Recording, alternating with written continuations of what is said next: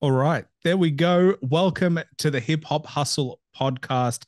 I'm with my next guest, the one and only Shaadow, an unbelievable dancer and someone with his own style. Like that was the one thing that really encapsulated me about you was when I looked at you dance, it was almost like I couldn't really pick out a style. It just felt like your own. You seem to have really creative ways of expressing yourself, and I had to have you on the show, man, because I just wanted to get inside the brain of someone who is really pushing the boundaries of like contemporary dance. Obviously, there's hip hop elements. You recently did a few music videos with some hip hop beats. I know Kendrick is a few. You've done a few songs of Kendrick's as well. So, man, it's an absolute pleasure to have you on the show. Thank you for having me, man. Really appreciate it. So how's it been for you? Because I mean, right now we're doing this, and you're in China. You're touring the world. Does it feel real to be able to just do what you love and literally be able to go around and do it in all these different places around the world? I think that's a really good question you asking. There is, I get two states that I gravitate or let's say jump across in. One is I'm so immersed within the work that I forget that I get to live a lifestyle that is incredibly privileged in the sense where, I started this with when I was 17 with the wild thought of, okay, I really love doing what I'm doing right now. And I would want to, no, I will make it a profession. I'm going to be able to live with it and do it. Right. And by doing it, which is kind of like the philosophy we just speak about, the fact of climbing the mountain and forgetting that you've climbed the mountain. So like you're looking at other horizon to like being aware that you've already climbed that mountain. So I struggle with that, meaning that I have spaces where I forget that, hey, I should be super grateful and very happy because I get to do the things that I love.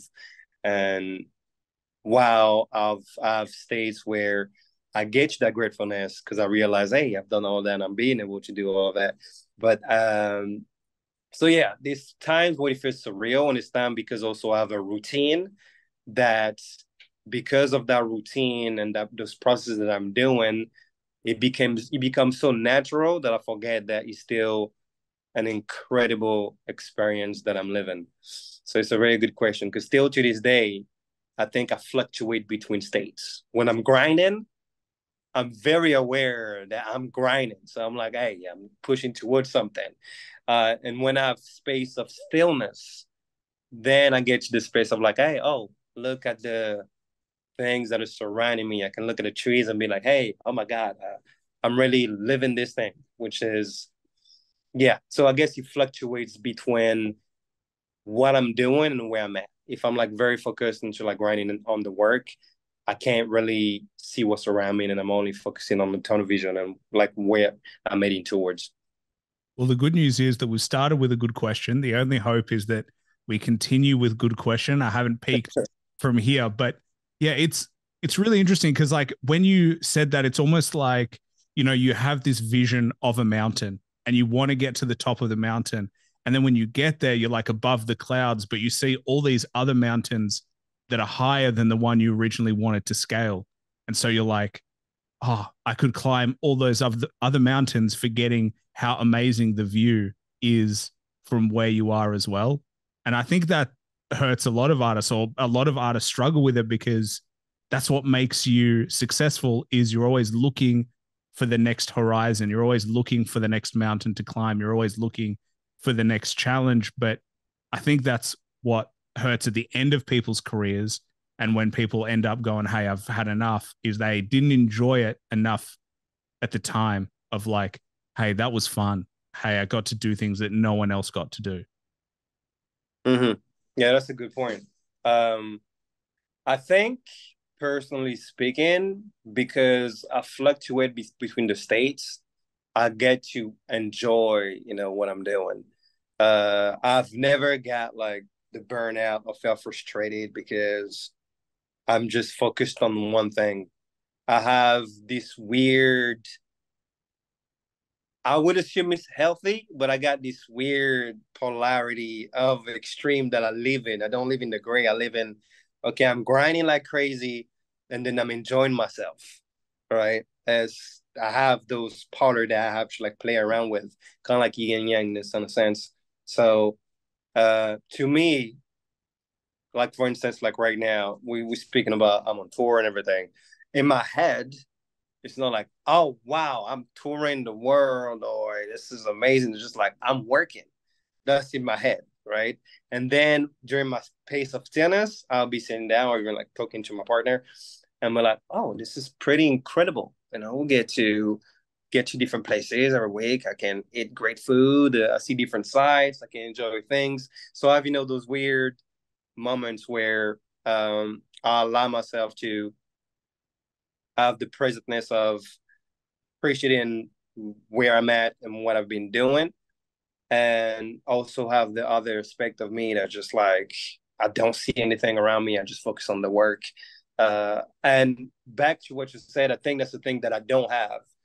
I really don't live in the past. But this is I may have done a lot of things, but I don't relive them. And I don't know.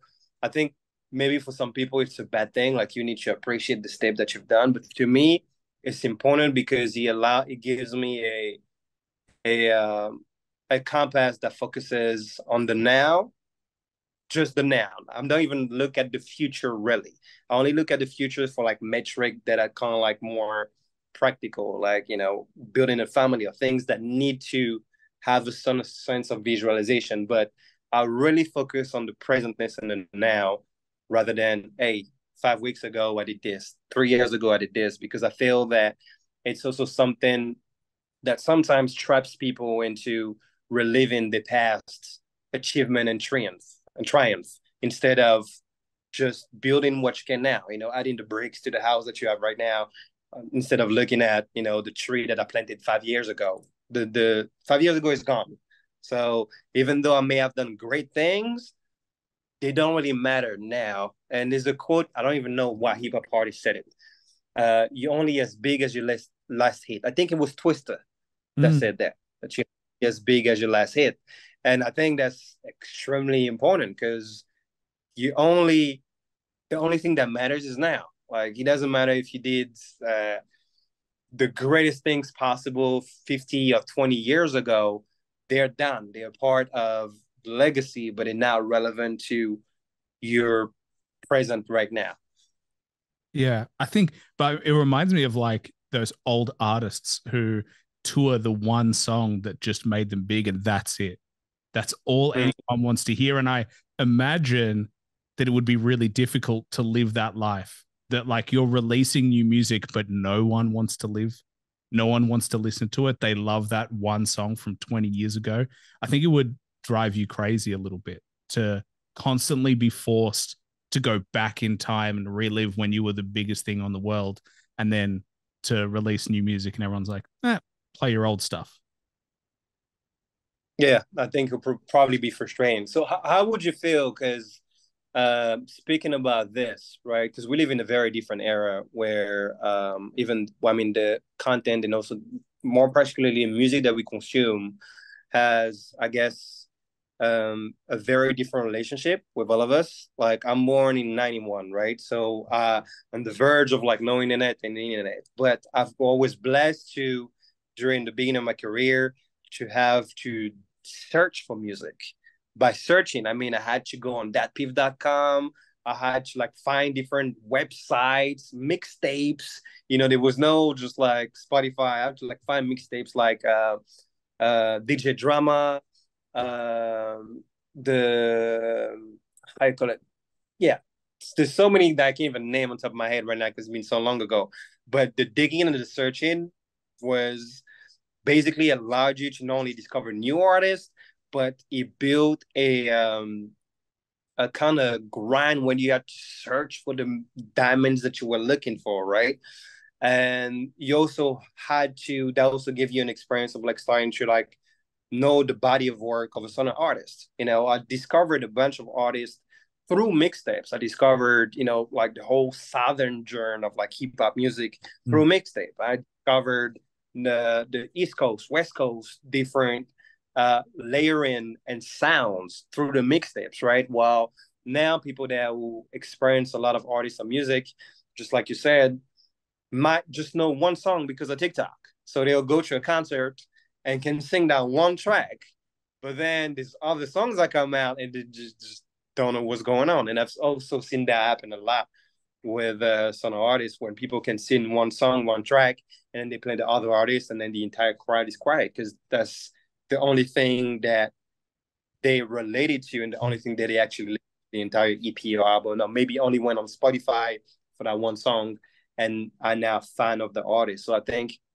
what do you think of this change of relationship with music? Because I think music is one of the art form that has drove and is driving culture in different directions. So if now people are taking bite-sized version of the art, right, which is something that is experienced and tested through, I guess, the sort of proximity and connection, right? Where do you think it lives, the art form right now? Because the consumer is, I would say, as important as the artist, because indirectly the consumer drive what the artist can make and provide. Because if, for example, it was had nobody that was consuming me as an artist, as a dancer, I would just be a crazy person in my room doing dance moves, and there will be no evolution, or there will be no transition from that. The same way as any artist that as a music that's been heard and consumed will grow and evolve based on the reaction from the mass, because you get kind of like a sense of the quality, or I guess expertise that you have based on like the market response. If I put a song and the response is terrible,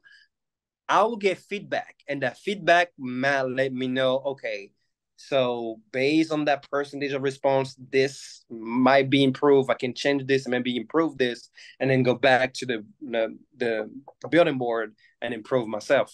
So as as a hip hop head yourself, where do you think it leaves us also with the fact that tech is evolving in a way where I think music is also going to change in nature. If you can synthesize music by like machine learning, I think, yeah, there's a lot of things that will change in the years to come. So I think it's a very interesting space that we're in right now. Yeah. Well, it was your turn to ask me a good question. So I think there's multiple components to that. The first being, who drives music? Is it the artist or the consumer? And I think it actually comes from the artist first. The consumer gives you feedback on whether it works or not, but the artist itself is still the artist. No one knows they like it until they hear it and it does something to them. So, how do you know the Mona Lisa is the Mona Lisa? Is that from feedback first, or is that from the artist just doing what is inherently creative? That's what you did. You danced, and then people were like, that's cool, and you continued dancing. But I don't think the true art actually comes from feedback. I think feedback is associated with good art and true art. So I think there is that parallel there of like, I look at Kanye, for example, as a good example of like, he just does whatever the hell he wants to do. And he got good feedback based on his own inner creativity. And I think the more we do that, the better art we will receive. But I do think now the way it's evolved is that like a simple question like, when was the last time you sat down and just listened to an album? When was the last time? Full album. That's a full album. But this is for the audience. But this is not only for you, but this is for the whole audience. This is for everyone listening. When was the last time you sat down and listened to the album? And for most of us, it's a long time ago. Based on that question, 30 years ago, music was the best thing we had. It was the best entertainment we had. So you could just listen to an album. That was the best. But now it's not that. Music is a vehicle to drive visual mediums. That's what it feels like. Or it's background, or it's like I play it when I'm going to the gym. Like for me personally, the best time to listen to music is going for a walk or like when I'm driving. But when was the last time I actually listened to a proper album? Was probably a few months ago when I just was like, I'm going to listen to a project from start to finish. That's the biggest change to me. It's very bite sized, but albums themselves aren't as loved as they used to be, even though they should, because that's like a painting. An album is a painting to me. Yeah, yeah, that's a really good point. But do you think it's because of the how common or how much of a commodity music has become, or also is that linked to the evolution of tech? Because if we run backwards, music was also hard to skip based on the technology that we had. If you had an MP3, you would have to manually skip every song or like press the forward button until you get to the song part. So I remember when I had an MP3, I did not really skip songs just because it was hard to do. Like I would only really skip some if I already listened to it, but you take the time to listen to them. Furthermore, when you had like a those Walkman, because I had him when I was really young, you would not skip songs. Like you just like listen to the music, right? Because I feel also that our relationship, just like you said, our relationship with music changed to the fact where it became portable. Before you would not exercise and listen to music. You would not maybe walk and listen to music. You would sit and listen to music, or be in a room and dance and listen to music. So the relationship with it would be very particular, where it would require your time and attention. While now, just like you said, it becomes often a background where you just have music playing and it goes through a playlist of different songs, different artists, different moods, and just goes around rather than listening to. Yeah, because the last project that I listened to was Kendrick Lamar's album. That's the last thing that I actually listened to, also because I really messed with his work. And I also wanted to like understand the different layering that he had, because it was an album that I had to like actually, I couldn't like do things. I had to sit down and like absorb it, to, like really take it in. And Came I out also, over 12 months ago. That project came out more yeah, than 12 months ago. yeah, And that's I would more than consider like, you yeah. as someone who's in music. I mean, you dance, you listen to beats, you choreograph, you let it help inspire you. And so for you to be someone who only listened to a full project start to finish 12 months ago, imagine the normal person who just listens to music for enjoyment. Like I think that in of itself explains our relationship with music. It's like you said, it's portable, but it's also disposable. Because like I look at my Spotify and I have 2,500 songs that I've liked. I mean, what are the odds I'm listening to all of those songs once a year? Probably not, let alone new albums, let alone start to finish. I just think the digging has changed. Like you were talking Mm-hmm. about you digging, we just dig with different tech, but you can still dig and be purposeful. It just feels like there's way more. So there's way more to get distracted by. It's like instead of there's not enough, there's too much. And so it's a quality issue. It's like I got to find very particular songs that match what I'm looking for, or very particular albums and artists. But yeah, discographies seem to be a thing of the past. It's all about singles and like, but you know, I think that's just the evolution. I think it'll go back to albums at some point. Um, that's a It might go back, but I don't know if we'll get the quality of music that we used to get. Because, for instance, I think that's maybe why I don't listen to albums that much, is because all sound the same. And that amount of, um, I guess, that oversaturation of music it is really hard to find sound that just sound very unique. You know, that's also why on top of my head, there's some artists that I listen to or that I would listen to for like full length of album just because they have a very specific sound. Like I can always go back to Snoop. I won't listen to current Snoop Dogg's music because it's not the same. It's not that I'm trying to get the same, but it, like this, that's a thing that I love about what Andre 3000 said, and the reason why I quit music, even though a lot of people have similar views on the fact that it will still be relevant as an artist based on being an incredible lyricist.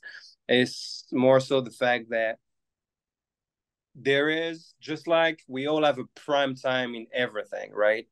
Just like me, I'll probably move all my life. I do a bunch of different things, but movement will be a part of my life, right? Until I can't move no more. But I have my prime time and I will have an exit. You're not going to see me touring and performing when I'm 40 years old. It's not going to be, I'm going to be playing another game plan, right?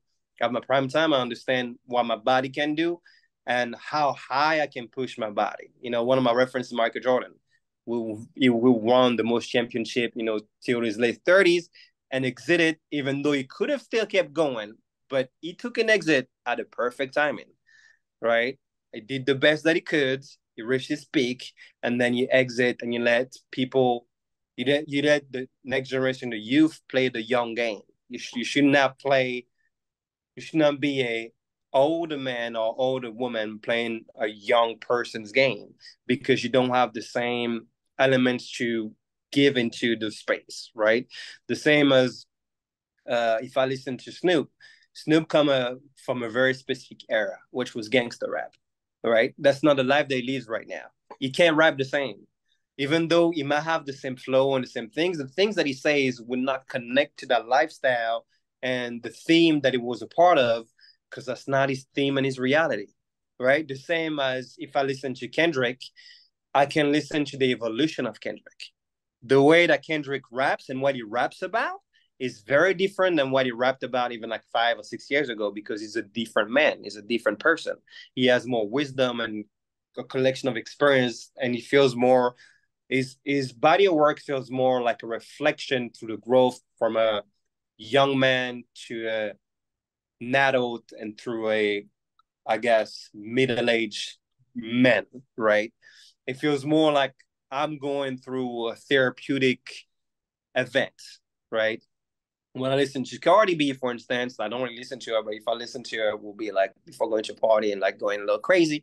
It's the same person that's rapping. There's been no growth because that's a grown woman still playing a young woman's game, right? But do you think the Which problem is not that they get old, but they try to hold on to the youth when they should just express their life? Because I agree with you, there is an audience for the people who loved you when you're young, and they're also getting older. So it's like I'm growing at the same time the artist that I listen to grows. And so I can see their life stages in parallel to mine. And them talking about it makes me feel better about it because I'm also getting older. I agree. I think that's why Kendrick did such a fantastic job, is because he's evolving with his life path, but so are we as his audience. And then when you see rappers or artists in general who do the same thing they were doing 30 years ago, you're like, hey, you're a little bit washed out. Like you need to change and match who you are now because that feels more genuine. exactly. But then it goes back to what you said. The art comes first and then the feedback comes after. But there's an issue too with the consumer, meaning that sometimes they don't like change. They like maybe the Kendrick that is what was the Kendrick from the Good Kid, that Mad is City. showing, Yeah, Good right? Kid, Yeah. Mad City. I mean, that's my favorite project. Want that frame of that person. They don't want anything else. When it's not something that they can bop their head to and go crazy, it's like, oh no, this is mid. I don't really like. I can't relate to that because even though it's kind of like I see it's similar to relationships, right? When you outgrow your friend, there's some people that stay in a frame and only want that frame, and music is a very important catalyst because it changes the mood and kind of like connects with our state of mind, right? If I listen to Future, I listen to Future for specific reasons. I can't just be at peace and maybe, like go into a business meeting and about Future. That's not the music and the frequency that's equivalent to that. I can listen to Future in the club when I'm drinking Hennessy, dancing and going crazy, because this is the frequency in the lyrics and everything that goes along with that metric. So people that listen to Future, and if tomorrow Future starts to start doing conscious rap, they're not going to be happy because that's not why they're listening to that person. The same for Cardi B. If Cardi B changes and be like, now I'm cooking and I'm cleaning, it's not the framing of the person and the music that you want to listen to. So I think But it's here's the also thing. harder. Here's the Go thing. on. Don't you think if they changed, fans would come? They would lose fans. Undoubtedly, they would lose fans. They would be like, Future is whack, like he's washed out, whatever. But don't you think fans would come and different fans would gravitate? And maybe that's the point. The whole point is like, you don't want to be 21-year-old Future forever because 21-year-old Future's not 21 anymore. Like you said, you live in the moment. It's time for the artist to live in the moment. And it's not about the fans. And I think, as weird as it sounds, the artist's job is to create art, good, bad, or ugly. But their job is to create art, not to just make fans happy. The fan's job is to try and understand the art that's being made. And if it makes you feel something, good, bad, or ugly, well, then it did its job. But I think there is this weird relationship where fans think that they can control artists and artists think they can control fans, whereas really it should be the art is the art. You're expressing yourself. If people like it, they like it. If they don't, they don't. And I think the weird part is money, that it's all about being successful. Because if we take money away, no one would care. You would just put your art out there like every person when they started. Every person when they started is the purity of, I want to express myself.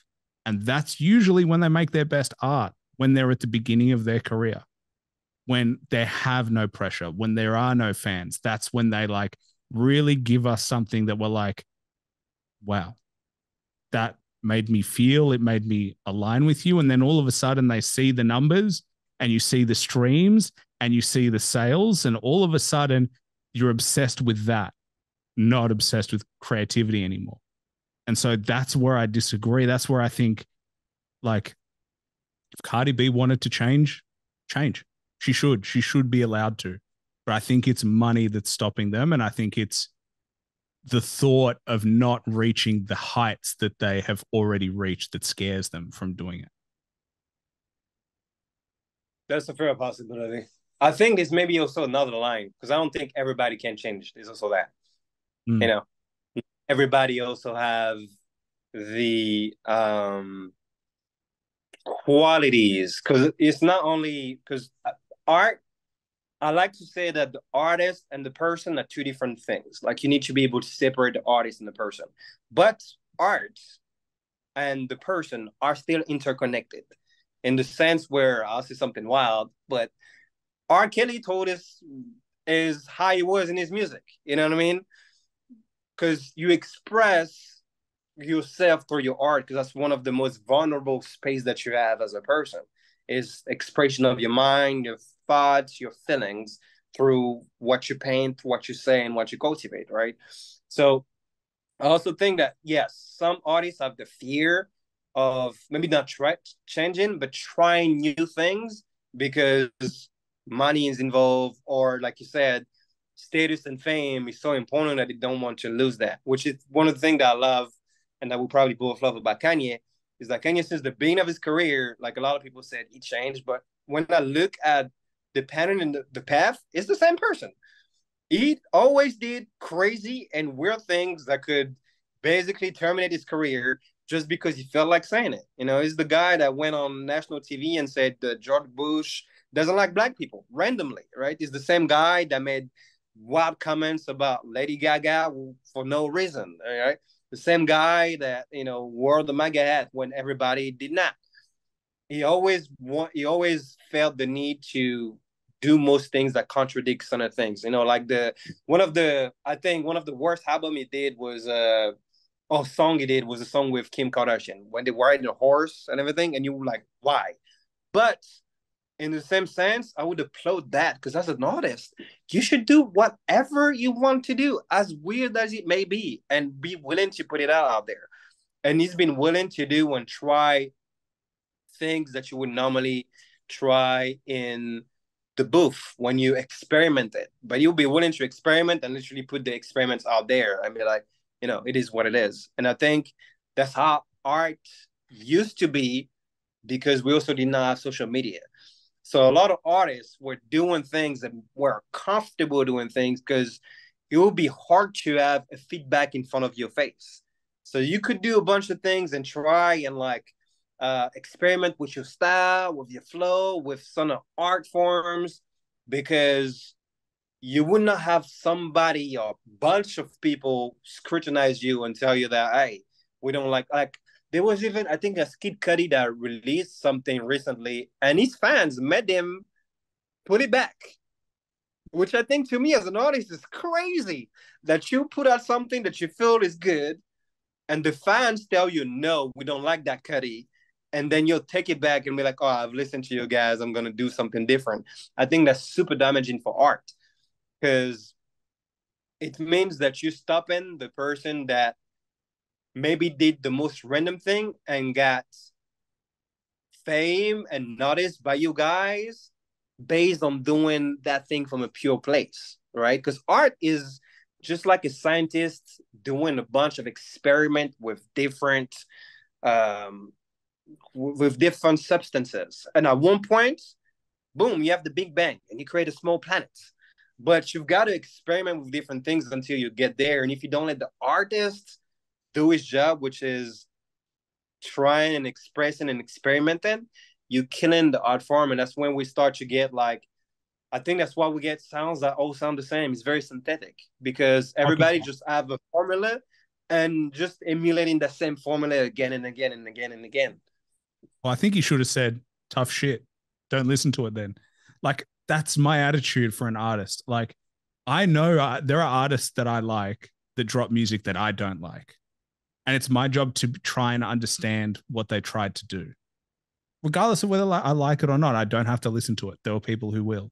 So the artist's job is to be like, well, tough shit. This is what I released. That's what I felt. That's what my creativity led to.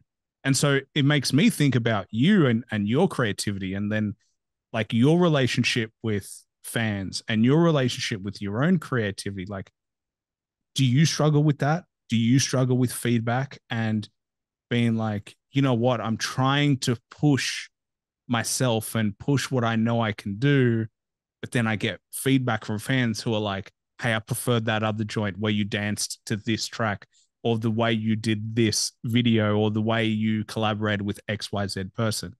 Like, how does that play for you personally? It's quite interesting because I think I went through different things through my career. Because I play in like different camps, you know. I've started with dance, started experiment with like comedy at the time with Vine and stuff like that, and I built like a very different, I guess, fan base on different platforms. So that means that there's some people that just wanted me to do funny shit, some people that just want me to dance, some people that think I was not funny and should stop doing that, some people think I should not dance because I was not good and they're a different frame, or some people that would want me doing some of the things because that's how people are, right? They'll frame you into their worldview or their personal perception and would want you to play within those cards, right? And I always had a confrontational perspective with that, which is either I'll take the time of my day like really early to like respond, be like, hey, I do whatever, blah, blah, blah, blah, and then come to the point where I'm not even engaging. Either I'm letting the person say whatever they have to say, or just block them, right? Because I have that ability now. You're taking the time of your day to tell me how I should do or do things. It probably means that you're miserable. And as an artist, I think the most important thing for me is to experiment. I need to try to if I want to dress like a Power Ranger, I dress like a Power Ranger. If I want to try to dance to a certain type of music, I dance to a certain type of music. If I want to try to venture into another space, I should venture to outer space. So like my role and my duty, just like a um, a surgeon's duty based on like the oath of like Socrates would be to ensure that you stay ethical and save people. My duty as an artist is to express myself in the rawest form possible, which gives a cathartic experience to myself and to other. That's just what I got to do, and I have to challenge myself to try to do other things. So like right now, it's even like I always have that conscious thought of I always have to express myself unapologetically with what I do. So if I try something, I just try it. People don't like it, they don't want to support, they don't support. But that'll be the day basically where I don't go along with that mantra is the day that I contradict myself and I stop being an artist, right? The day when I don't express myself to creative skills and imagination, which means that is my unhinged thoughts that just come out in forms of creative skills, then I start being an artist. The day where I have to like emulate patterns. That's one of the reasons why I had so much difficulty hopping on TikTok. And I'm on it, but I'm not on it like other people are on it because I can't. I can't emulate what other people do. To me, it's just like it basically it's me becoming a machine learning prompting machine, which is stupid. You know, I have to retain that raw expression as an artist. I think it's our duties. Like as art goes and out to the world change, we have a duty to express ourselves and to speak and say whatever we want to say through art. Otherwise, we lose our essence. We lose what drove us to be artists. Because what I think drives people to be artists is art itself, which is either through another artist or the art that you see in the world. Like that's what drives you to do that. So if you don't do that anymore, you lose, yeah, you lose your authenticity and you lose your that flame that makes you do what you do. So yeah, my thought and in response to your question is to just do what the fuck I want to do. I don't want to no matter who says it. Even sometimes people close to me will be like, maybe you should do some shorter form content and please the. I'm like, no, I do what the fuck I want to do. If I stop doing that, I'm not me anymore. You know. You just answered the question that you asked me. That's the point. That is the relationship. It should be the artist does whatever the hell they want. And it's up to the fans to decide whether they're on the journey or not. That's it. It's as simple as that. I genuinely believe that. The older I get in life, the more I speak to people such as yourself, the more I realize that, hey, there is no two artists that are the same. They might create similar music because they're trying to create a trend, but every single person is individual. And as a result, you have a duty to yourself and to the world to put out individual art, not art that represents other people.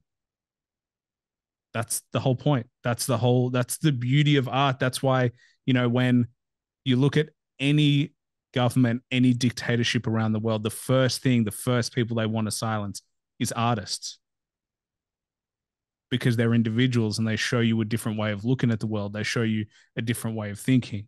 And so I worry about art becoming the same because it's a different way of silencing art. Art needs to be different. The fact that you're doing your way and someone else is doing a different way is a great thing. Even if it only has 5 viewers, it's a great thing. People need to be encouraged to do art. So it's just weird. It's like the more you read, the more you listen, the more you speak to people, the more you're like, oh no, this world is all about art. It's all about creativity. It just manifests itself in different ways.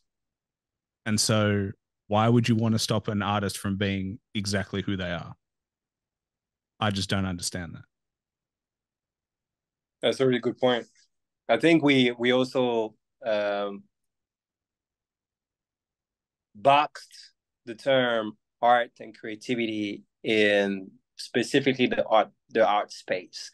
But I think art and creativity is the epitome of human intelligence, because without creative thinking, you cannot think in different ways. So like the scientists and the philosopher that kind of like marked our worlds in way and shaped it in different ways thought differently. You know, Einstein thought in ways that other could not, which is not just based on like pure IQ that we still can't quantify. It's based on him being able to connect concept together, and that connection and being able to like merge and link different things. That's basically creativity. If you can merge the how birds fly to um, how a what's those animal called, the mantas, yeah, how just fly through the sea or the ocean.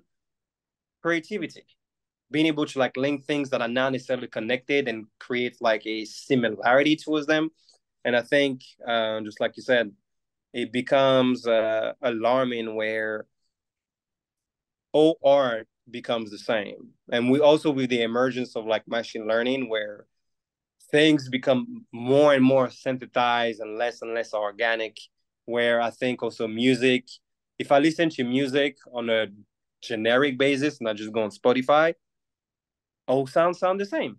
Like literally all sound, you'll find a formula in each genre. You'll find a formula in pop, in Afro music, in hip hop, and jazz, and like most of the niches all have a sort of formula, kind of like it's a algorithm that's designed for them, and they all have the same patterns. And then you will have to dig in to find people that kind of like stand out within those algorithms, right? I think life now is algorithms. Like literally everything we do, everything that's pushed at us is an algorithm. Like it is really weird. We've become so linked with technology that like someone who probably listens to this got pushed it based on other things that they were listening to or people that they're following. And so that's beneficial for me. It's beneficial for you. But at the same time, it's weird because it's like, I kind of just want you to listen for the sake of listening. So it's like we live in this really weird parallel. And I think at some point we're going to be connected physically, like literally we're going to have technology inside our bodies where we're going to be able to be like, we're almost like Cyclops, like you can just click your fingers and the tech is already there. I mean, everyone's phone is in their hand or in their pocket or right next to them 99.9% of the day. The next evolution has to be that we don't have a phone. It's just inbuilt in us. Yeah, I mean that's I think 10 years ago that would have been kind of like a wild thought, but right now is we already, I think we it already exists because of symbiotic tech. So you have those forgot the term of it, but you know when somebody lost a limb or part Yeah. of an arm and leg, you have a prosthetic. But now you have prosthetic that have machine learning, meaning that you can have a prosthetic for the eye that allows you to like see now. There's Elon Musk with like the old nano chip implant they're trying to like push out, and also based on like I think the human ego desire of overcoming death or improving itself beyond human capacities. The link between tech and biology is going to be a thing that's going to happen maybe in the next decade for sure. Well, I think we're trying to be God in a weird way. Humans are Yeah. trying to be our own versions. We're trying to disprove God so much that we may inherently prove it by becoming the thing that we thought never existed. So if we are capable of creating life in a weird way, we become God. And then all of a sudden, we're the very being that we never thought could exist. So we do have a weird relationship with like living forever. But I did want to ask you because you said earlier that you're only going to be able to dance for as long as your body lets you. You're going to see a limit and you're going to go, I'm going to go down a different path. If you could dance forever with no limits and become robotic in that sense, would you take that? Would you take that deal? Or do you think Uh, that part of your I don't think. yeah. I think one of the beautiful thing about being human and about life is the process of life and death. The only construct that make us appreciate the reality that we live in is because of our mortality. The only reason why I'll say just me, not generalizing with people, but why I grind and strive for more is because you know that time is a line that only goes forward, which means that you want to do and maximize the time that you have here to best yourself and do the most things that you can do. I don't think I would have, because imagine that things are unlimited. You can have the same drive that you have when you have a limit on it. So like, let's say I can just move and dance forever. Because even if that was the case, I don't, dance is a part of my life currently. And I do, like I said, I'm involved into a lot of different things. I do creative strategy, teach a lot, speak. And so I'm involved into different realms. And I don't see myself in 10 years focusing on that realm because I will grow into another person. I'm gonna have a family. I will have another frame of life, and I'll be in another frame of men that would want to have other parts of me that I cultivated on. And just like I don't think I'll be able to appreciate life if there was not death, right? I appreciate life because I know that I live and one day I'll pass. That's why I'm able to make bonds and ensure that the bonds that I make, I focus on the bonds that are the most precious to me, right? I could say, for instance, one of my most irrational fears, my mom passing. She's gonna pass one day, right? Would you ask me, would I, if she had the possibility of having eternal life, would I give it to her? My mind, I mean, would say yes, but in the same time, I would say probably no, because I don't think she would enjoy eternity, right? Me being able to like, us being able to like be around people and love people in the way that we do is because there's a finite amount of time that we have with them. So I don't think I'll take it. And that's an interesting question because I think in maybe 50 years, maybe not eternity, but biotech enhancement will happen. So there will be a portion of human that will be just natural human, and a portion of human that would have different techs involved into them. And I don't think I will be on that side, even though you might be the losing side because you don't have extrasensory vision and other things. But I'm really at peace with playing with the card that the universe gifted me. Because for also for some weird reason, not real reason, but to like human history, man-made things are not really beneficial for us. The, the one of the most, I guess, pertinent example is the fact that the Earth is being destroyed because we don't know how to take care of nature.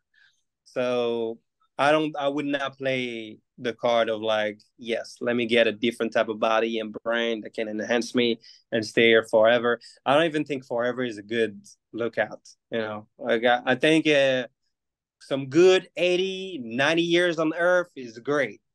150 to 100 even years on Earth, I think is crazy. Seeing the people that you love die, pass, and I think it's too much of a lifespan. Well, it's funny. I spoke about this with my brother a couple of days ago, and it's like I think I'd go through two versions of myself.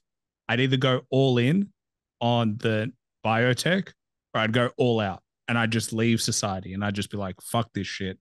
I'm gonna buy some land, or I'm gonna live on some land, and I'm just gonna try and connect with what it means to be human in the sense of trying to live off the land and trying to live simply instead of what we do now. There is this weird part of me, and I'm not that type of person at all, like at all.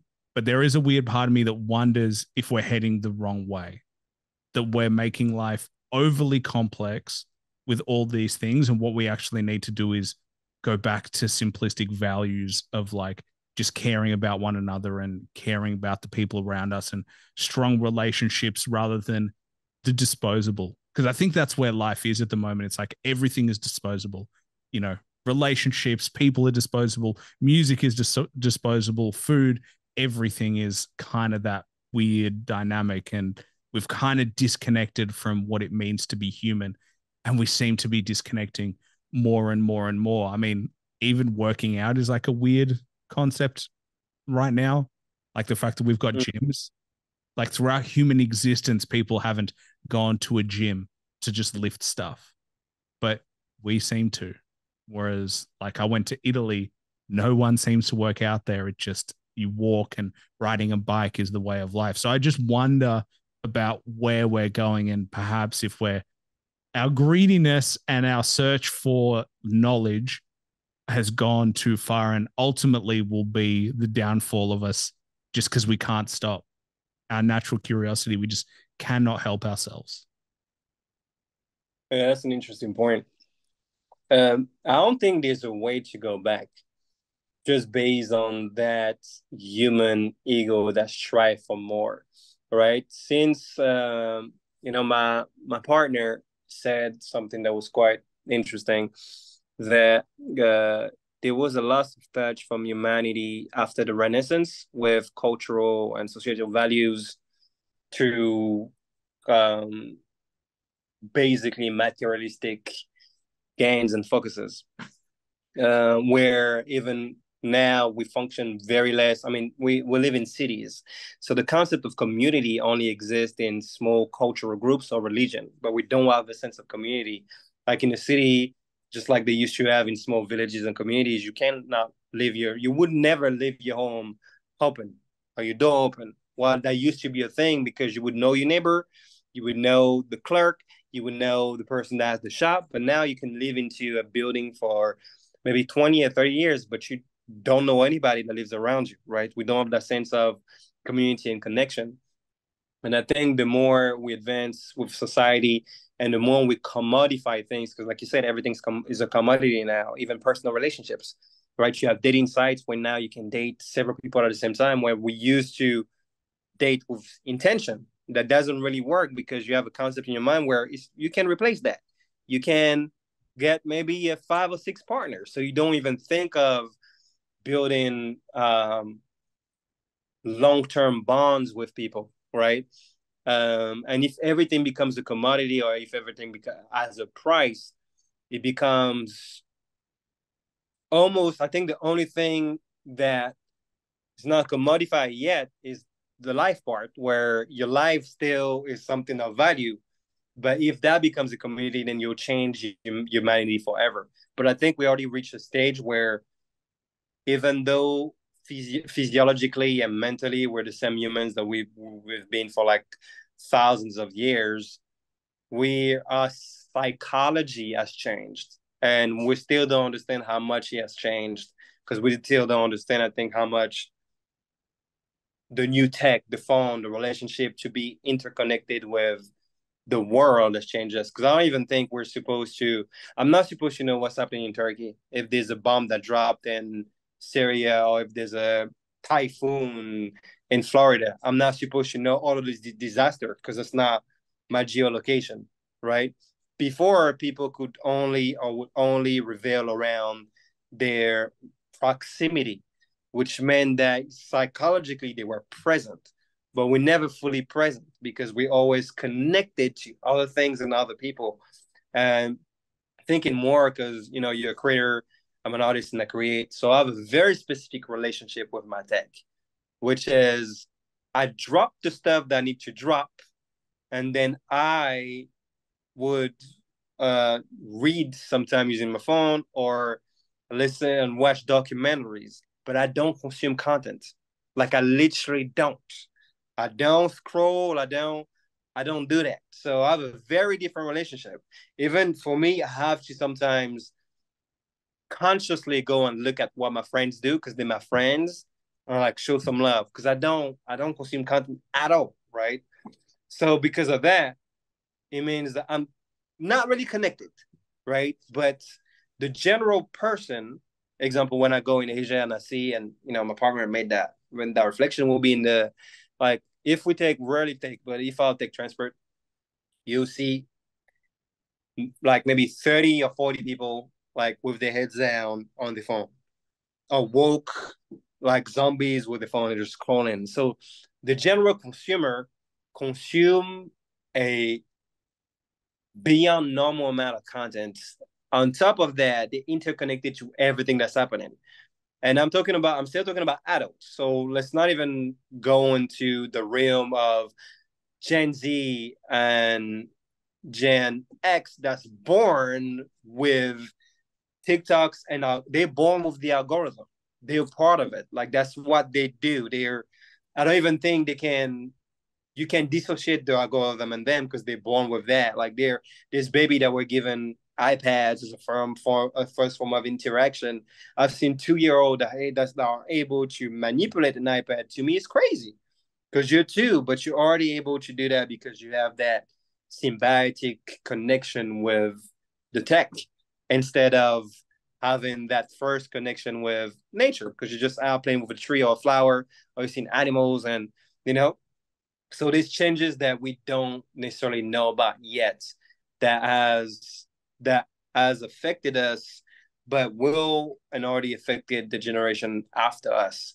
So the next humans will be very different just because they have different sorts of values. They also have different perspective because if you can proof check or have a conversation and instead of trying to think and figure out what you own um, processes what may be what you think is, you go on source Google to find your answer. That also makes you very different as a person, and that differentiates your critical thinking because you don't have to rely on that. You don't have to be critical.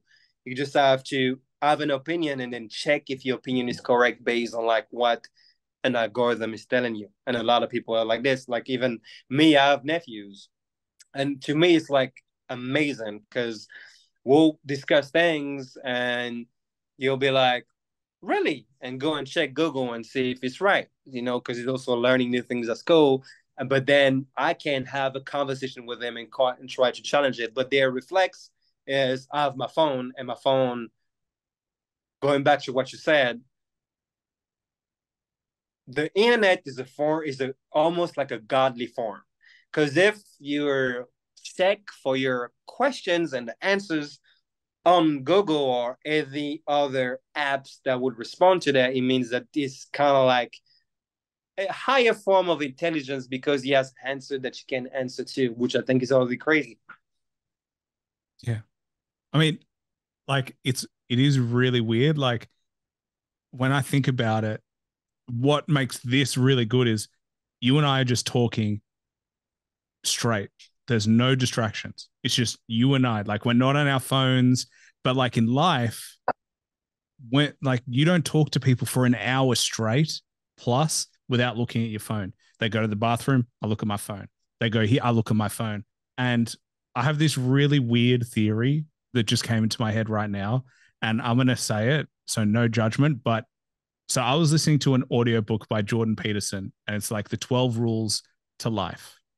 And he's like a therapist, but in my mind, a bit of a philosopher.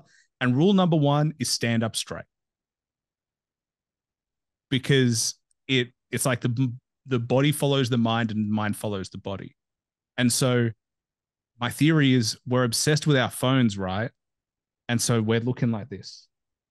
And so we're almost training ourselves to look down, and we're training ourselves to become more passive and less confident because we're always looking down. And there's something weird about that to me of like, we're so used to looking down instead of standing up straight. Like, isn't that strange though, that like that is where our tech is? It's always down. It's always in our hands. It's never prompting us to stand up straight and feel confident. You never feel better playing on your phone.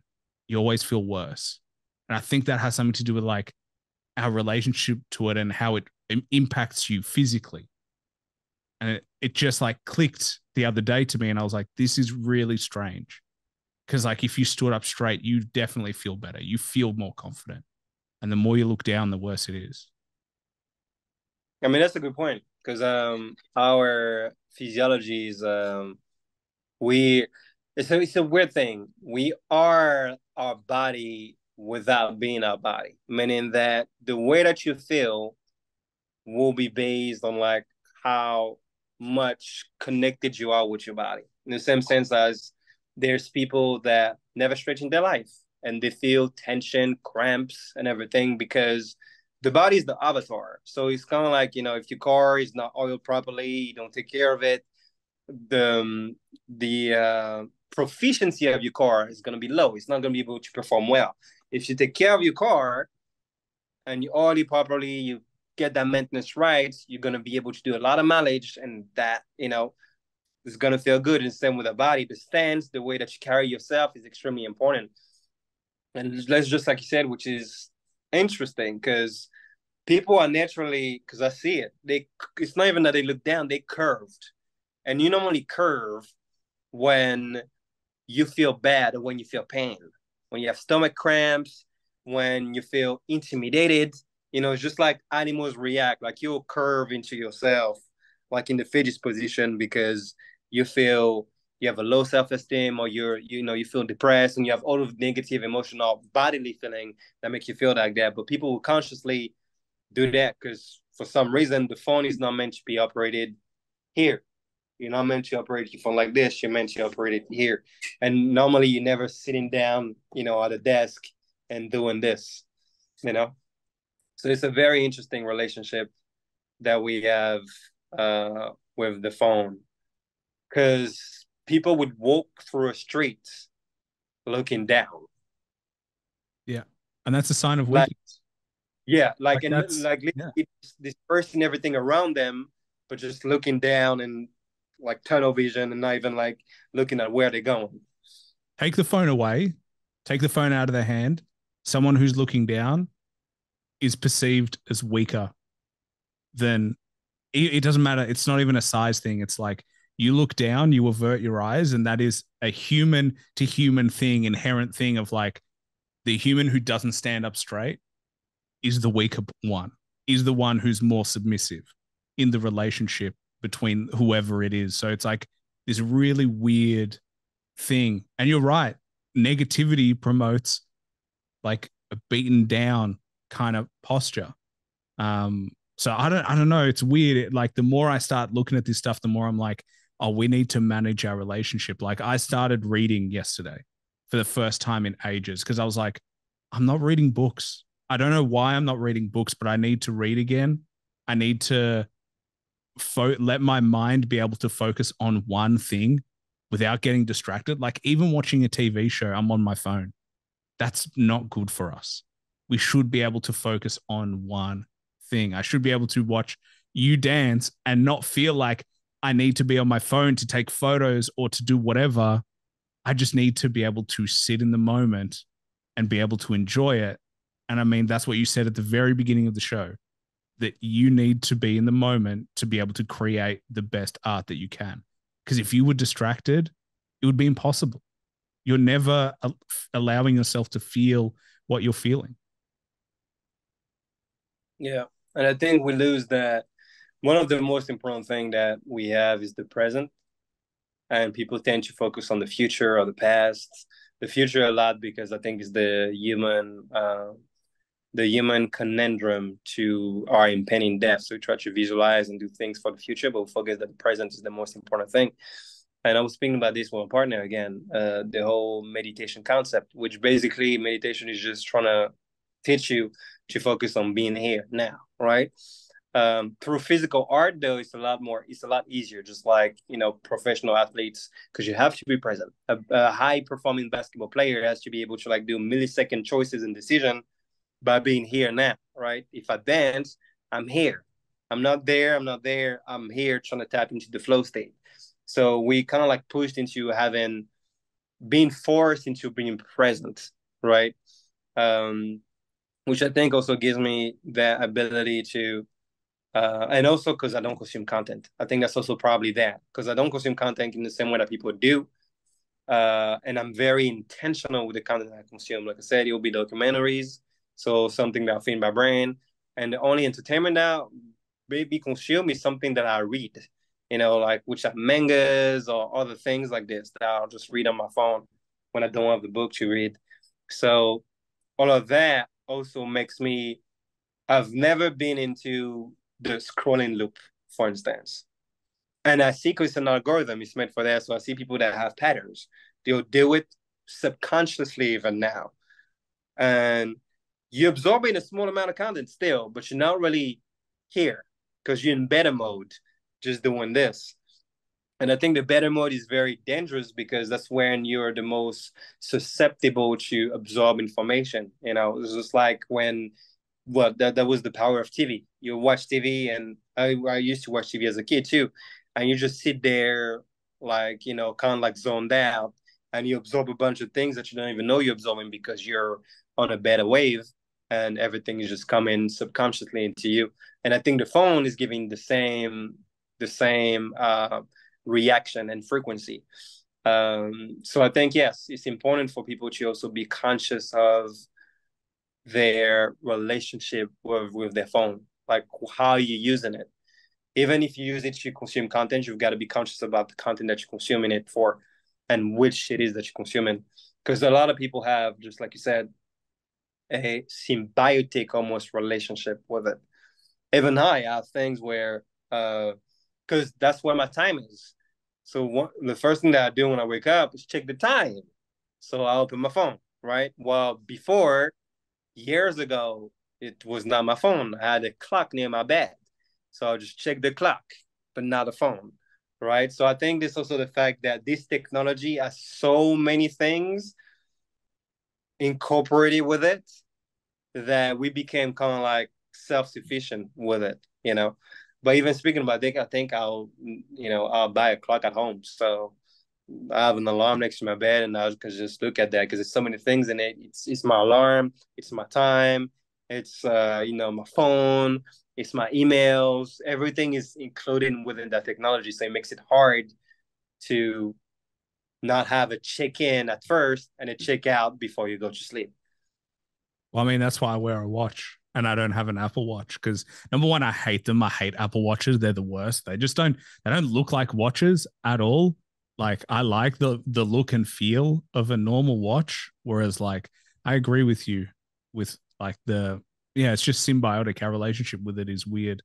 But what you were saying made me think about, do you think the difference between a normal athlete or, you know, even the very best athlete and a normal person is how present they are in that moment? Like how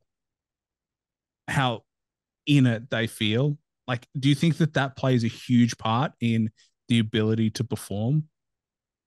In the ability to perform, yes. Then there's a lot of different factors. There's of course genetics, the training that you have, skill set, environment, but the ability to be present, which is the state of flow, will make the difference between, let's say you have two high performing athletes. It'll make the difference between, you know, a Michael Jordan and a Kobe performing against I don't know, a KD or a Shaquille O'Neal. That presentness will make that difference. Is that you're fully committed to the moment right now and nothing else. And a lot of people don't have that capacity to just be now, How did you here work now. How did you work on that? I think it's kind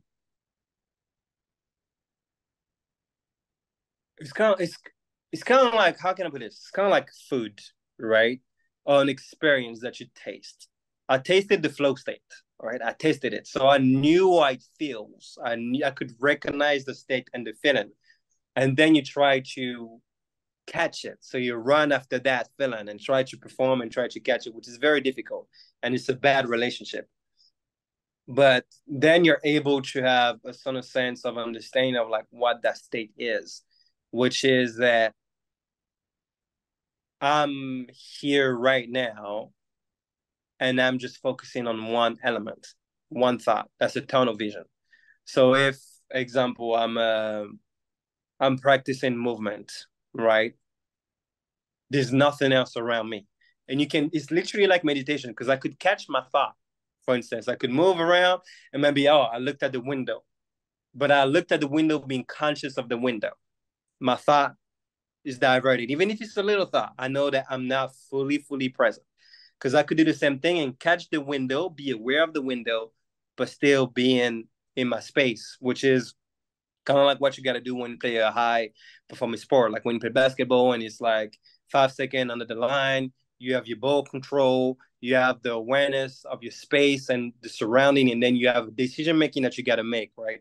It's the same with movement. Like you're able to be so present that your brain also through training is able to make millisecond type decision making, right? But yeah, that's the state of being able to like catch your thoughts. And the more present you are, the less thoughts are there. There's never no thoughts. Like there may be no thoughts that you're conscious of, but there's always thoughts subconsciously. Otherwise, basically your body and anything else cannot operate. Like the signals that you send. But yes, that presentness I think can be acquired or worked on if people do things that requires them to be present within their body. Because even meditation, which requires stillness, forces you to be present in your body. And that's, I think, the thing that's super important. Going back to like standing strength is a lot of people dissociate or are in their body without being present, right? Feeling your heartbeat, feeling how your muscle tense or how you feel, the different, maybe you have cramps, how the different tensions in the different zones of your body, all of that awareness that allows you to like be here and now. Like how does your feet feel touching the ground? Little things, just like a lot of people just wear shoes all the time, so they don't even know how it feels to have your feet on like just the floor or earth or the sand, like all those connection. Wow, it's important to feel here and to be present is being here right now. So yeah, as till this day, I try to emulate that flow state as much as possible. The way you describe it makes it sound like peace. Like, that's what it sounds like. As you're talking about it, it sounds like you're at a level of peace with yourself. You're at a level of peace. I think the phone just died. Give me 1 sec, folks. Sorry, my man. We had a little technical difficulty. No, that's okay. No stress. We're back. Yes, sir. But yeah, I think I was saying it sounds like your description of that is peace. You're in that flow state. You're in a sense of peace and you're just in the moment. You're not worried by anything else. You're able to just literally experience what you're experiencing. And I think ultimately that's what we lack sometimes is a lack of just peace and just feeling like everything's okay. Mm-hmm. Yeah, I never looked at it in that from that perspective, but I think yes, that's the closest sense to peace is being here and appreciating the moment and whatever is going on and happening. And yes, you don't worry about a single thing in a sense. And I think that's what we need to strive for as humans. I think it's a weird thing. We always say we want to be happy, but happiness is a feeling, like it's a state as much as sadness is a state. Like you said, life doesn't really have meaning without death, in the sense that happiness doesn't have meaning without sadness. But peacefulness is a state of being where it's just like I can experience all the range of emotions, but ultimately internally I'm in a place where I feel good and I feel comfortable and I'm not worried constantly by the outcome of the day. That's a really good point. I think I spoke about that with my partner too when she used to ask me like, why do I get excited? And I was like, excited to me or excitement is a big statement. Because I don't know if I think a part of me is stoic in a sort of sense, but not really. It's just that I guess my personal relationship with those fluctuating emotions. I get sad like everybody sometimes. The amount of things that make me sad is very low, right? I get happy, but my happiness being simplistic means like, for example, I'm happy right now, but I don't feel like, oh my God, I'm ecstatic. I know that I'm happy because I'm not sad. And that's how I define my state. If I'm not sad, I'm happy. If I'm sad, I'm not happy. If I'm not sad, I'm happy. So that's kind of like and I don't need to do things and everything to be content. But again, it exactly goes back to what you said. And never thought about it this way. It's because I'm at peace. It's because I'm at peace. Happiness is not, doesn't go super high or super low. It's just things are good. I'm content with what is going on.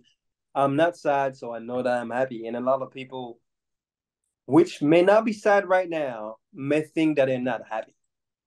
Well, you have those polarities to let you know where you stand on the scale. If you're not sad, you're definitely happy. It's just that you're not able to see your happiness because you're not able to, or you're not willing to stand still or look out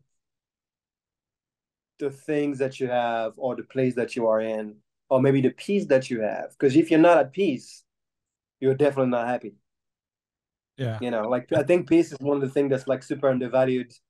But peace of mind, like if you don't have peace of mind, you're literally trapped into yourself with things that are bringing disarray to your well-being at all time. Like you don't feel good in your body, you don't feel good in your mind, and your outer world will be also a reflection of this, I believe. Yeah. I think emotions, to strive towards an emotion is a weird place to be. And I think it goes back to like what we're conditioned to. And, the algorithm and scrolling, that's about feeling good in the sense of happy because it's like the serotonin hit. But yeah, I think, the more I read and the more I listen to like philosophers talk and just their commentary about life, the more I'm like, oh, it's peacefulness that we need to go for. You need to be able to end your life going, like, that you were able to breathe out. You were able to just be Mm-hmm. like, you know what? My life wasn't perfect, but it was a good life in the sense of I lived it and I'm okay with the way it turned out. And that's it. I think that's ultimately all we can really try and achieve when it comes to internal satisfaction. Obviously, we all want to make money and travel the world and like, do all those types of things. But at the end of when it's all said and gone, you want to be able to look back on your life and be like, I lived a pretty good life and I impacted people well. And that was it. And there's something simple and beautiful about that. Sometimes we forget simplicity is beautiful in that sense. That's why some music is just so simple, but it hits you. All you need is like a piano, and that's it. And then all of a sudden, the lyrics hit you, and it's so simple, but it's perfect. And there is something about that in life as well. Yeah, that's very beautifully said. I think it's we've in a certain sense, I think we've connected complexity with higher quality. Just like in our technology, in the design that we make, in the fashion, in the lifestyle, nobody needs as a couple or a family of like 2 or 3 kids, a 6 or 7 story house mansion. Nobody needs that, but people have that based on what it represents rather than the actual um, need that you have, right? But complexity, for some reason, is in part with higher quality of some of things, and simplicity is being looked down upon, generally speaking. Like the more simple something comes out, it means that the quality of it is probably lower, right? So I think it's very interesting how through time the things that we value changed. Because before, simplicity was one of the most valuable things, right? You had, um, for example, if an artisan would have to like confectionate your shirt, that would be of extreme value because it would have made by a specialist. It would have taken time. Now, if you have now you have branding that is more prized than the time, effort, or quality of a sort of product. So if you have Apple making the chair rather than the artisan making the chair, you take Apple because the brand represent a more complex and identifiable ideal to you. Because if it is complex and you buy into it, you become a complex person. Just like with linguistic, we could speak about a topic in very simple ways, right? But if some terms are not used that are more not necessarily more formal, but more esoteric. So these codes that are more complicated, maybe I'll be seen as less intelligent because I'm utilizing a verbiage that is very simplistic while we can speak about the same topic. But if I use vocabulary that is more complex, more refined, I may sound a lot more intelligent while the context of what I'm saying is the same thing. And it's a quote that I love. I don't remember what it was. I think was it Einstein again? That basically said that if you can't explain things in simple terms, you don't really know them. And I find that with a was lot of Einstein. scientists. That was Einstein. All right, great. I found that with a lot of scientists. The scientists that can break down concept in layman terms and be very understood. Like you get it purposefully. And there's other scientists that would have to utilize very complex code in order to speak. Some people just speak like this because that's basically the vocabulary that they have to learn. And I also found that for some reason, specificities within the medical background and science also built like that, also built in this way to make it hard to have access to. Like nothing needs to be called a diplocrosocus floxatothorax.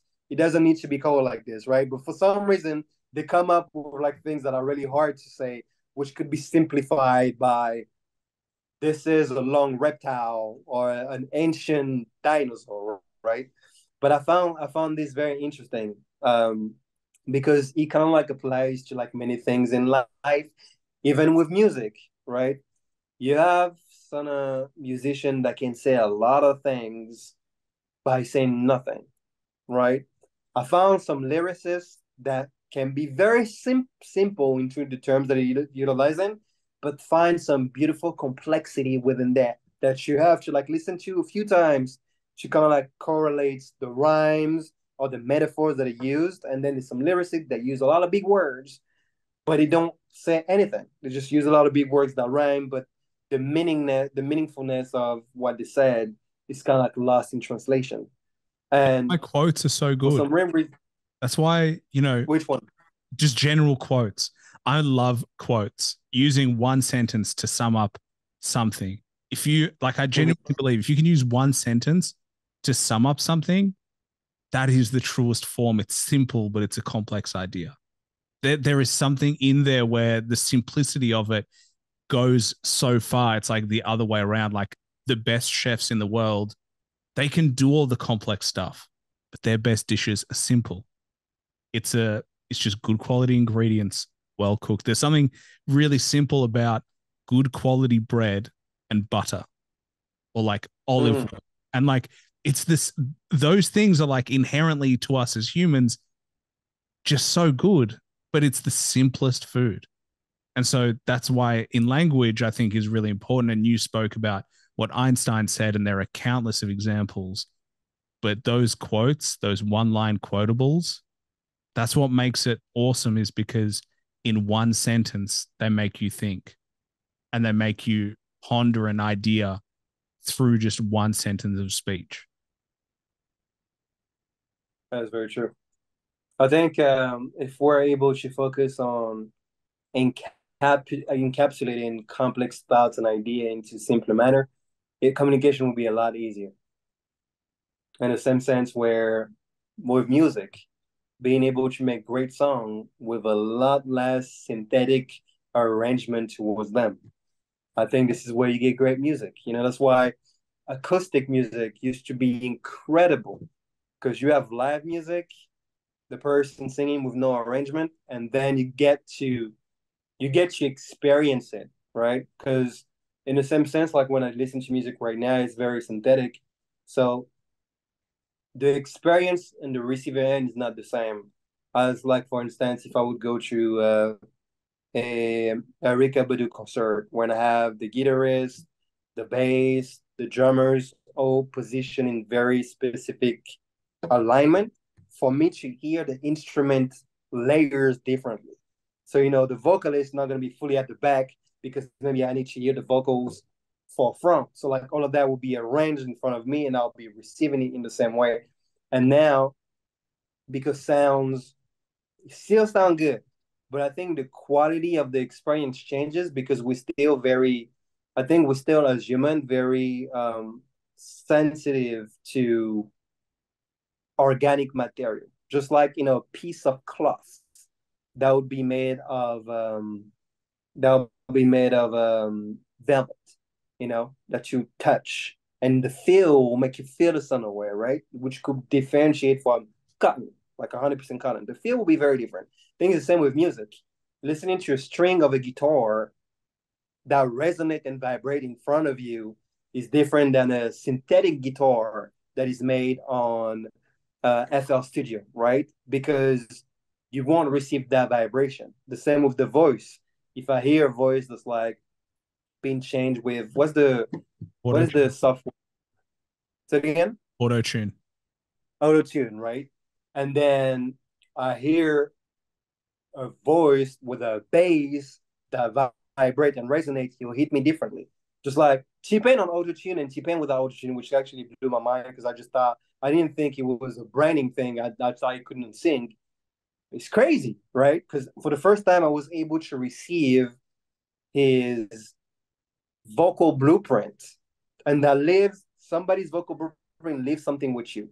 Just like you have voices in hip hop that sound very specific. Snoop has a very specific voice. If I hear him rap, like you receive something. It's specific. It's very different than if I listen to Kendrick, if I listen to Biggie, or Pac, or DMX. Like DMX will literally be a whirlwind of like somebody howling into your brain, but I'll receive that vibration. And I think all of those things are important because regardless of like the era that I think going into, as human, we're still very sensitive to those organic, things that makes us feel. Because the rest I'd probably may appeal to our ear because we are still, I think, in the same way that we consume the algorithm, we're being programmed by the algorithm that we consume. The same sense where a lot of people maybe not have been in tune with like example, my mom she was born in 1952, right? So she had to like learn how to type at some point, right? But now she's kind of like, she's familiar with the phone and the technology and stuff like this, right? But there was a time when there was a dissonance between the two. But her brain has already been programmed to accept that as a normal thing. Well, a phone is also an extension because she can communicate with me no matter where I am in the world. She can be in contact with other people and be in tune with what's going on. So there's a programming with that. And despite the programming, I still think that we're still sensitive to some of things because we remain human. But then it goes back to one of the first topic that we spoke about is, or maybe the question that I want to ask: What do you think? What do you think it means to be human? Well, now that is the question philosophers have thought of for thousands of years, ever since humans, I think, ever existed. But there's one quote, and I think it's by Descartes, and it is: "There's only one thing we know for certain, and it's I think, therefore I am." I think that is what it is. If you're capable of thought, that is as human as anything else. That is the only thing we can know for sure. I can only know that this is not, like, I don't know if this is real or not. I hope it's real, but the only thing I can guarantee is my own thoughts, because this could be a simulation. I could be insane. This could be a manifestation of whatever it is, but the simple action of thinking means that you exist. And in doing so, inherently probably means that you're human. And that's probably what we think about AI. what's the difference between us and AI? It's like complex thought. It's like, are you self-aware enough to be like, oh, I exist? And I think that's as much as we can get through to it. This way it becomes Yeah. kind of scary because you made a very valid point. But because right now we don't have AI yet. Like the community and the spaces marketed the branding of AI, but it's all machine learning. Oh, But we have maybe it. in We have it. It's just not public. I have no doubt governments already have it. There is, I mean, as if they give that, they're giving us Chat GPT. They're giving us, the public, imagine the shit that they have. I have no doubt that they're capable of creating proper AI. Like, I think it's capable. I don't think the tech is there yet, though. I really don't think the tech is there yet. Why I don't think the tech is there yet is because machine learning is already extremely scary. And I'm not talking about ChatGPT because that's basically ChatGPT on its own is very inoffensive. But just that software into a physical robot now already becomes, like technology on crack. Because now you have a physical manifestation of that machine learning that's capable of um, being trained and doing a bunch of things. But the tech itself of like I think requires still more time. I don't think we're that far away. I think just like you said, before it become publicized, either Russia or because they're racing for it. That's why I know for a fact they don't have it yet. But the main powers in the world are racing for acquiring the first ever AI, right? And I think this is where it gets scary because if what makes us human is I think, therefore I am, and you've made a synthetic life form that thinks and is, then we go back to again asking the same question: what makes us human? Because that would mean that this life form is, I quote, human because they think, therefore they are. So that's where you create like a whole, and this is weird to have those conversations because we thought of this as science fiction, dystopian movies, but we kind of like live in the realities that we did not want to have in those movies. That we're on the brink of like creating a synthetic life that has incriminating power and is a lot more intelligent than us. So we don't actually know where we're going when that's happening. When that happens, it's similar to like basically bringing a black hole into the space. It's a paradox where you don't know. Nobody knows what's going to happen after that. And I think it's a cryptic future to look at. But then it also raises ethical questions so like, if you say that it is human and then you don't give it the same rights we have, you essentially create a race of people who are worse off that you created. It's like this weird ethical conundrum of like, oh, if they have emotions and therefore can feel pain, how do we treat them in the world? Like, what does that mean for us? Because the whole point of like our own human evolution right now is slavery. We talk about it a lot and like the history of slavery in every culture around the world. But then when we create AI and have robots do things for us, don't we then repeat the same mistakes our ancestors made in the past, just in a different manifestation by creating faux human or essentially human, but then we don't give it rights, even though it can do everything we can? So it's like this weird place we're heading into of like a minefield of ethical and reality questions. And number one, this is not where I expected you and I to start talking about, because this is not the forum for us. We're not going to solve the questions here, but it starts to become this like weird paradox of like the very thing we're trying to heal could be the thing that we ultimately create, which is us being top tier existence and then a subcategory of existence that we don't really believe is as good as us. It's like, I don't know, it's hard to really rationalize those things.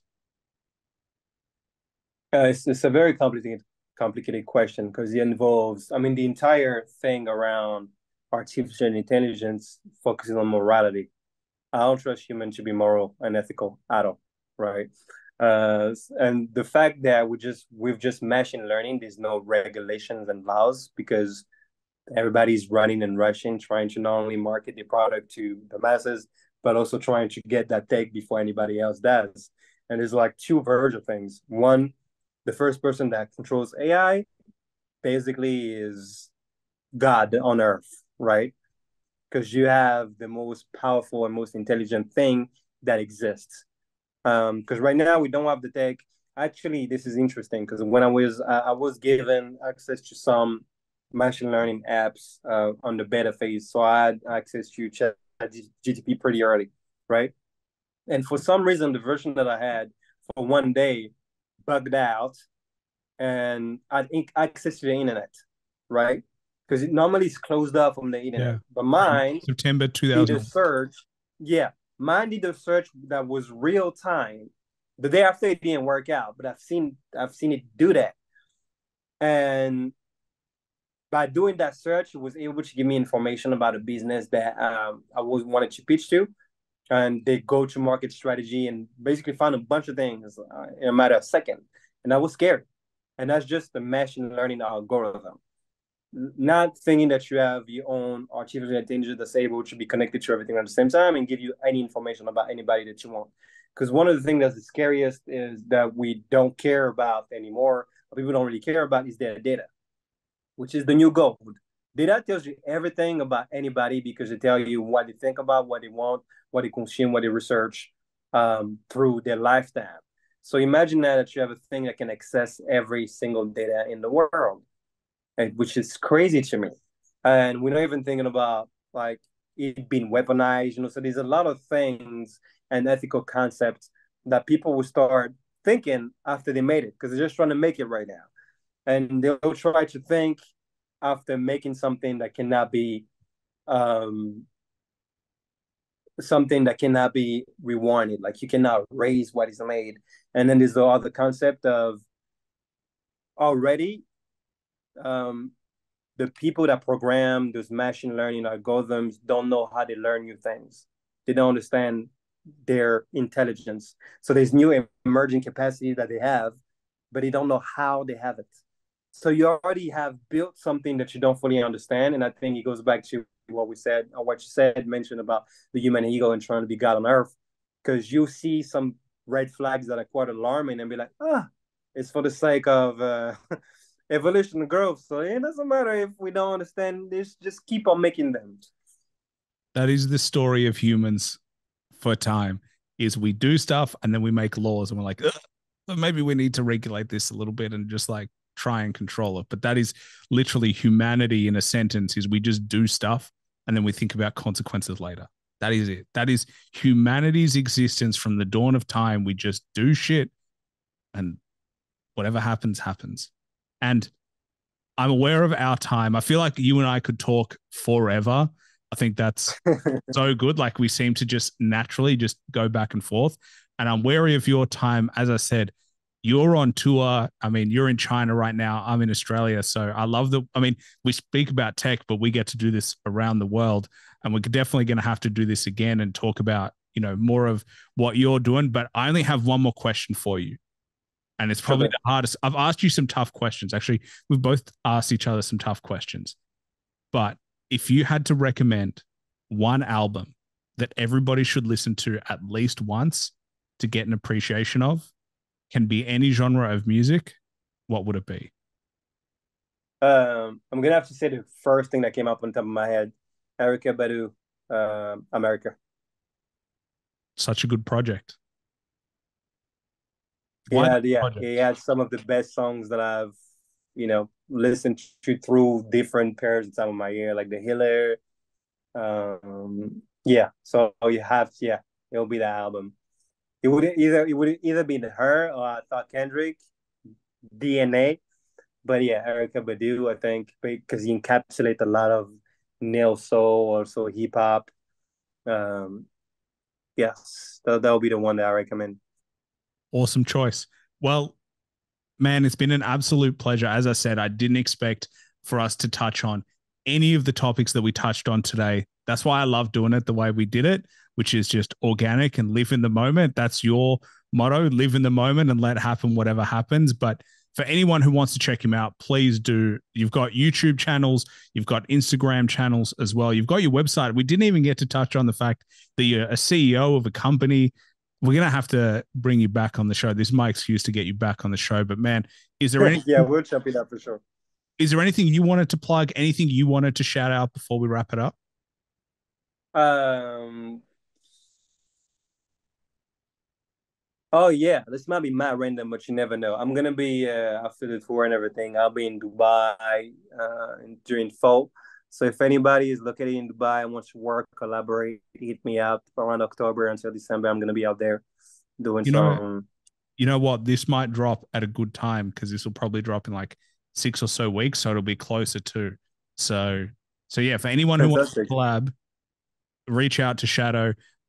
Absolutely awesome artist. As we said, I think you're definitely an artist. I think people use the word dancer, but what you do is definitely creative art. And as I said at the beginning of the show, it's unique. That's why it stands out. That's what made it stand out to me. And man, I can't wait to see you keep going in your career and also see you hit all the other avenues that we kind of spoke about. But definitely we'll have to do this again. For sure. Thank you for your time, my man. I really appreciate it.